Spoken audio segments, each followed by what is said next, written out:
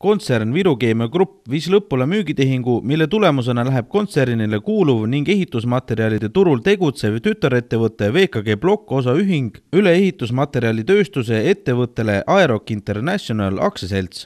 VKG Block on poorbetoonplokkide tootja, kes müüb oma tooteid Rocklite kaubamärgi alla Eestis ning ekspordib välismaale. Ostumüügileping jõustus eile. Põhjusid on muidugi mitu, et esimene põhjus see, et meie kontserni selline strateegiline lähenemine on, et tahame keskenduda ainult ja põhiliselt oma sellele põhitootmisele, see on siis põlevkivi väärindamisele, alates kaevandamisest kuni energeetika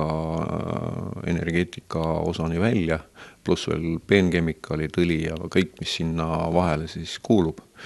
Ja teiseks põhjuseks kindlasti on see, et iga sellise konsolideerimise nagu plussid on, et kui turul on konkureerivad mitu ettevõtet, siis kindlasti selline ühisosa leidmine ja sellest tulenev tegelikult lisandväärtus, see on ka meie partnerite puhul, et see oli siis nagu teiseks selliseks nagu tõukejooks, et meile tehti ostupakkumine ja me võtsime selle vastu.